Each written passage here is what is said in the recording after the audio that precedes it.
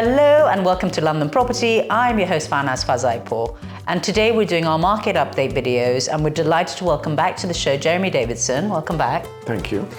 Jeremy has spent his entire career working at the top end of the property market with a special focus on Knightsbridge, Belgravia and Chelsea. And we're going to hand it over to Jeremy now to tell us what's been going on in these locations in the recent past. What's been happening in the market? Well, a lot of wait and see, I think, since the election, and we were all hoping for some clarity in the budget, which we didn't really get, or at least not any clarity that was particularly welcomed. So I think a lot of people are just sitting and waiting to see. And I think also, there's also a realization that we have now got a socialist government. And again, that's just causing people to pause.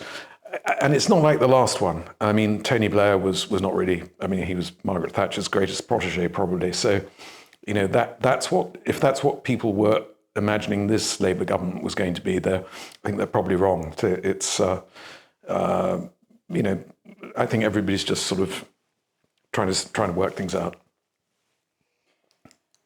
So not a lot of activity, although it's sporadic. I think that, there are people who've been watching the market. They think it's not going to get any lower.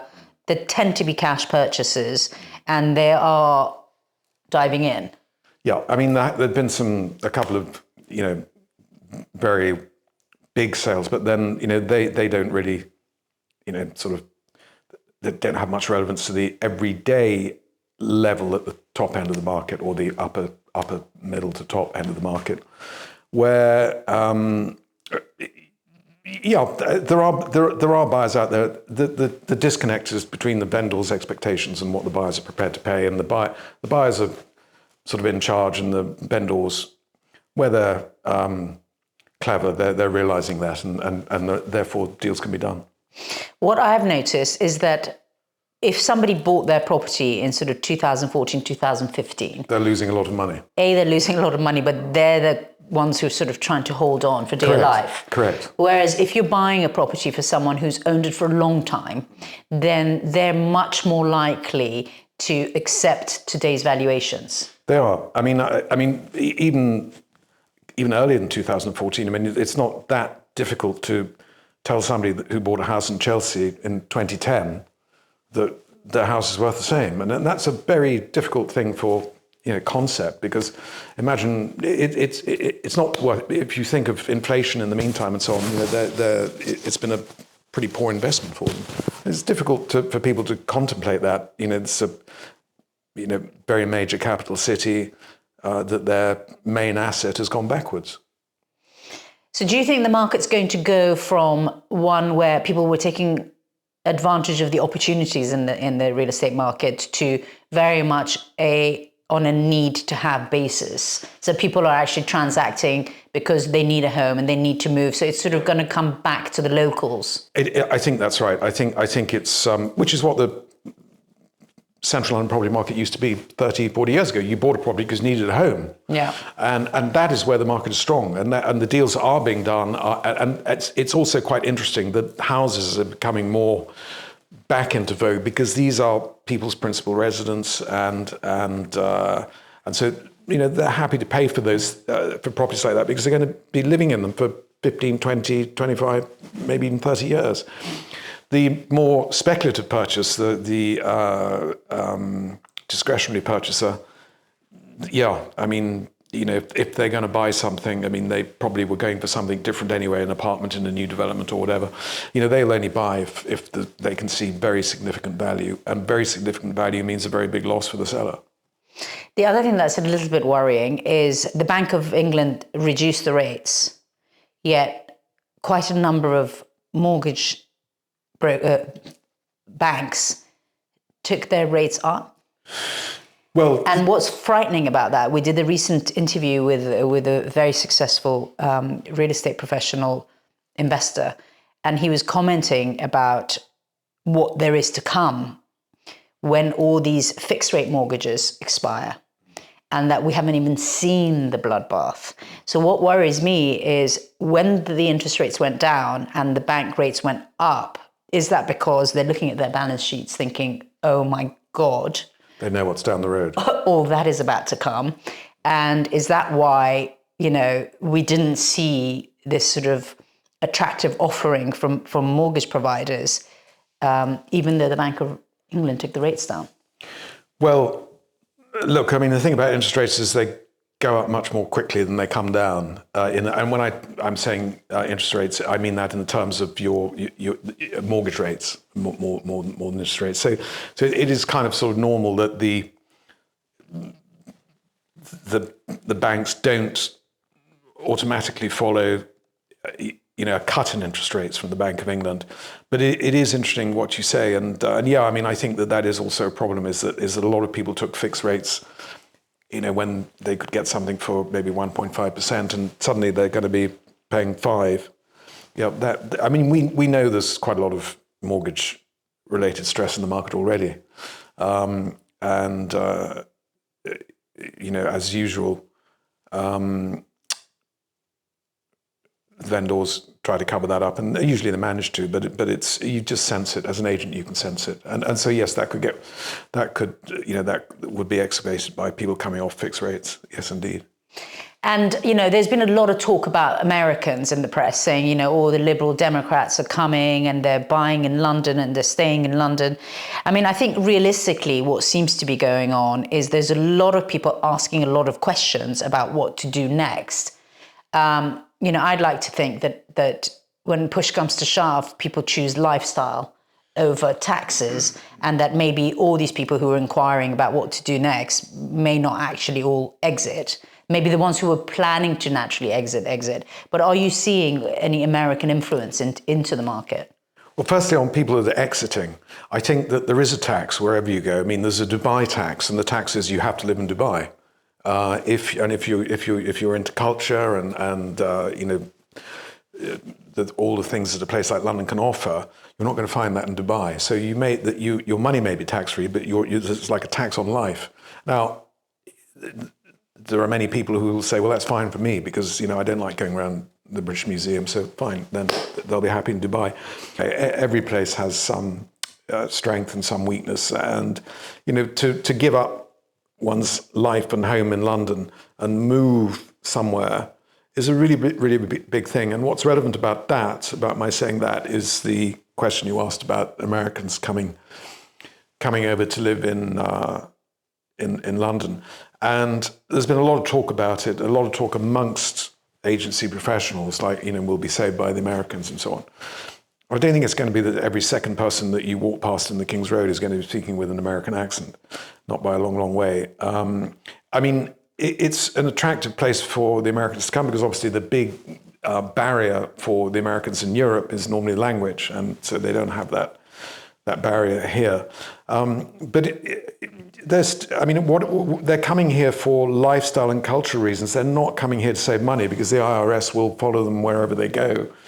And they may be coming to get their children educated here, although there is also a very good American school in St. John's Wood. But yes, I mean, but again, it's a big leap. It's crossing the pond. It's not like sort of moving from London to some Provence or something like that, where it's a big thing for people to do. But the Americans are currently active in the market, whereas up until a few years ago they weren't really. In the heyday of investment banking, in the sort of late 90s to 2007, 2008, there were obviously a lot of Americans, and they were great to deal with because they wanted houses in Kensington, Chelsea, and Belgravia. They were pretty easy about what they wanted, and we did plenty of deals. It's not going to be like that. That was the heyday. The heyday was during the heyday of investment banking, when they were big spenders and they were great clients. This is probably richer people than bankers, probably people with very significant wealth, less of them, and yeah, it's probably fair to say you earn your fee to get the job done. To get the job done, yeah. And they're just taking a political holiday, thinking we're just going to go off for 4 years and see how it goes. I think it's probably a bit of a trend, and people follow trends. But we're probably talking about a few hundred people, not, maybe a couple of thousand or something. But so, what would you say is the biggest influence of foreign investment at the moment? For personal use, not necessarily coming into to buy rental investments, which is a whole other subject. But are you seeing, from the activity at the top end of the market, any particular interest from nationalities, money coming from any regions? Probably the Middle East and Indians, I would say. Are the most active at the moment. Yeah, they are. There's a lot of them, obviously, and they've got a lot of money. And the UK particularly appeals to both for different reasons, for very different reasons. But they've sort of propped up the Mayfair new developments market, 20 Grosvenor Square and 1 Grosvenor Square, and so on and so forth. They're the big, most obvious anyway. So that's another interesting thing that we're seeing. Whereas you and I will remember the day that something unmodernized would have everyone jumping on it, and trying to bid each other out of the picture. Yeah. Whereas now, if something's unmodernized, nobody wants it. That's right. Because 30% more to pay for building works, the reliability of the workforce, etc. So does that mean that the market for developers as we knew it is diminishing? Because you've got all these high stamp duties and everything else. So to actually turn a profit is quite challenging. I think it's pretty difficult being a developer these days. And the proof of that is that a lot of the, or certainly a number of the very successful developers that there were during the sort of heyday, the 1997 to 2014 heyday, if you want to call it, or 15 heyday, those guys are mainly doing private client work now. So they are mainly just working for private clients. The banks sort of pulled away from lending to developers to do single one-off, very, very high value houses, let's say. And so they've moved over to doing private client work, which, I think is also, it's less lucrative, but it's more reliable for them. And it's, apart from the very big developers like Loader and people like that, I'd say it's pretty difficult. So you really have to do it on scale for it to make sense, because one-offs is just it's just not there anymore. Native land, people like co-partnering with Grosvenor and stuff like that. Leconfield, these guys, these guys can do it, but not many can. Do you see any other shift in the market that's become apparent from the activities or lack thereof?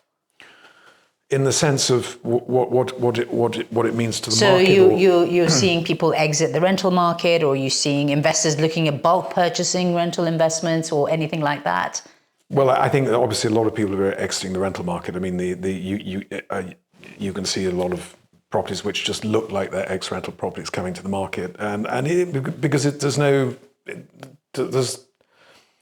a lot of pain and not much gain to be a small rental investor. Yeah, there was an article actually recently saying about 25% of the stock on Rightmove are actually all rental stock. Yeah, well, that's very significant, and it could be because I say where's the joy in